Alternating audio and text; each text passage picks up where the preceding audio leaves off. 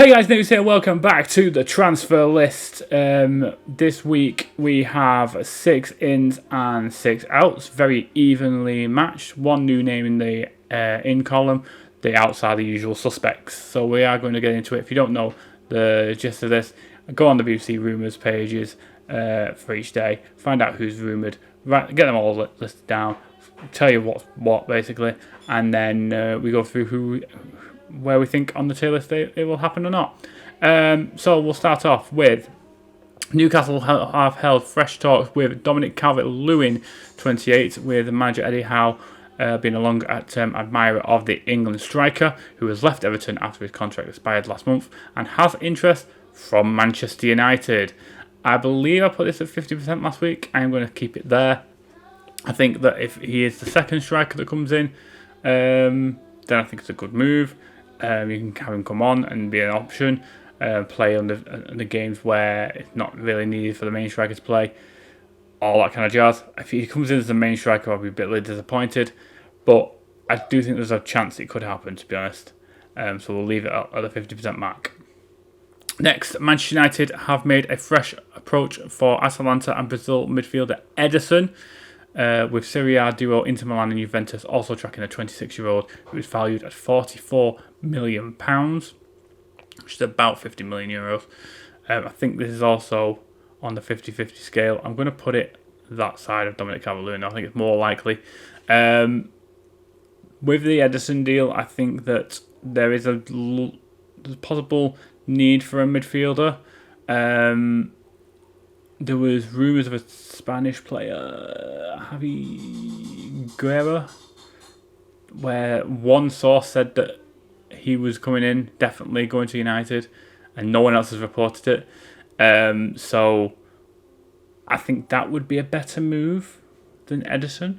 But obviously, Ederson is the one that's being repeatedly mentioned in rumours, so I think it's possible that it will happen. Whether United look towards the academy more and look at people like the likes of Kone, maybe playing Collier a bit more, bringing in the likes of Jack Fletcher, is more of a possibility, I think. But yeah, if we were to get the funds to get the possibility of a new midfielder in, I think Ederson seems to be the prime candidate. It'd be interesting to see if he does come in.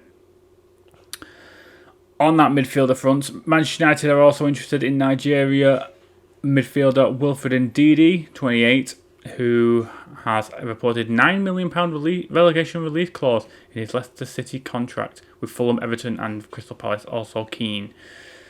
I'm going to put it on the realms of the Dominic Calvert-Lewin spectrum. I think that Ndidi would be an option if no other options are viable and if he's not gone somewhere else.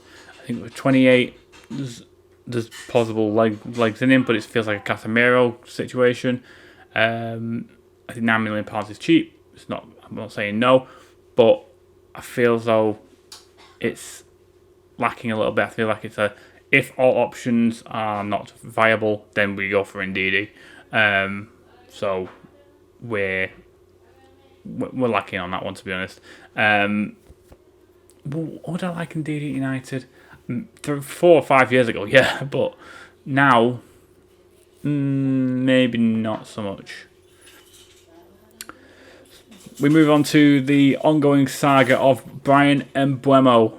Brentford are likely to demand £65 million for their striker Bryan Mbeumo, 25, who having already rejected bids of £55 million, £62.5 million from Manchester United for the Cameroon international.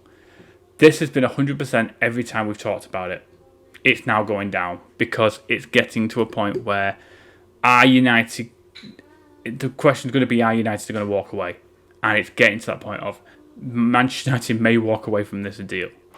£65 million is more than what they originally wanted. I think it's nearly £10 million more than what they wanted, because at first they wanted about £60 million. Then they wanted the same as Matheus Cunha, which is 62.5, which is what they were offered last time with add-ons. Whether they want the 62.5 up front, like the Cunha deal, would remain to be seen, but they are likely to demand 65. Brentford are taking the proverbial PI double crooked layer. So for me, that is going down on the basis that I think Man United are now getting to a point where they may walk away from it and look at other options. I do want MBEUM-NO. I like MBEUM-NO. I think he's a very good player. I think he suits that right 10 role perfectly. With Cunha being left 10, and then we just need some form of striker up front. Maybe you look at Xerxes. Maybe you look at playing Obi a bit more. I'd personally buy a striker if we can get the funds to do that. If we've got 6 we can sell, I don't see a reason why we can't reinvest that in some way, shape or form. But it remains to be seen. So I'm putting it at 75 just on the basis that I'm getting to a point where is it now a matter of looking elsewhere. Back to Italy, Atalanta want a bid of at least £50 million to even consider selling 21-year-old Italy centre-back Giorgio Scalvini, who was wanted by Newcastle United and Manchester United. I'm going to put it here on the 25%. High end of the 25, I think. Because this is a fresh name. Also, with the centre-back role, we have 6 centre-backs who I think we can use, or 6 players I think we can use at a centre-back role. So, if I list them, you've got your starting 3 who will obviously be, for me, I think it's going to be Euro, De Ligt, Martinez. And obviously Martinez has a big injury, so there's a possibility of him dropping out of that 3. But then you also have Maguire, Mazraoui, Heaven, we have even Shaw. That's 4 more. So you've got 7 players that can play centre-half. I know Mazraoui and Shaw are more full-backs, but you're going to play them you're more likely going to play them at a wide centre-back role rather than one of the wing-backs, especially for Shaw's state with his how his legs have been recently. Mazraoui is a lot more adaptable, but I think he's better at the centre-back role in this 3-4-3 than he is the wing-back role. So there's a lot of players available for the centre-back role. And obviously we need 3. We have 7. Is there a reason why we're getting Scalvini in? I don't know. Are we looking at offloading somebody? I know we lost Lindelof and Evans, but we've still got 7. Is there something to do with this? We'll wait and see. See if this has legs. But for me, it's a 25%, no question. And finally, for the ends, Aston Villa's Argentine international Emiliano Martinez is still of interest to Manchester United, but the 2 clubs are way apart in their valuations of the 32-year-old. That's going at the bottom as least likely, purely on the basis of, 1, this is the first piece of information I've seen about Martinez being involved in interest in any way, shape or form since the first week we did this, I think it was, maybe the second week. 2, the fact that Onana recently got injured, so we don't think he'll be going anywhere, and I'll mention that in a second with his information. So I don't think you can sell a player who's injured, so that's not happening. And 3, there have been rumours of United looking at the Botafogo keeper, who is a lot less money and younger, and possibly that slight bit more reliable. So, with those 3 factors, I don't think Martinez is going to be turning up at Old Trafford anytime soon. I could be wrong. We could see him in the United shirt next season. But for me, I'd rather look at and I did watch a little bit of the Club World Cup. I did think the keeper did play fairly decently. And for the price he is, and he's obviously cheaper than Martinez, am I more willing to go on that side of things if we're going to go for that? I'd say so, to be honest.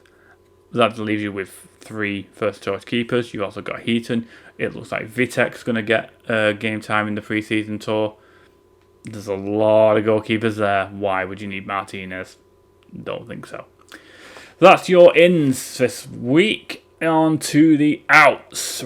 Denmark striker Rasmus Højlund is not considering a move away from Manchester United unless the club decides to sell him with Inter Milan, one of the clubs who have shown interest.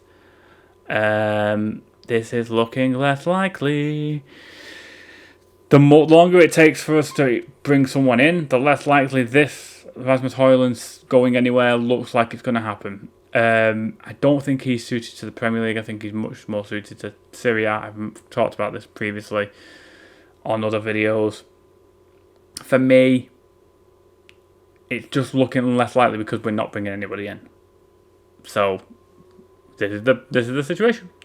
And am I willing to give him a chance with a better team around him, in a sense? Because you've got the likes of MBEUM-NO and, hopefully MBEUM-NO. I think possibly has more chance of getting something from that basis.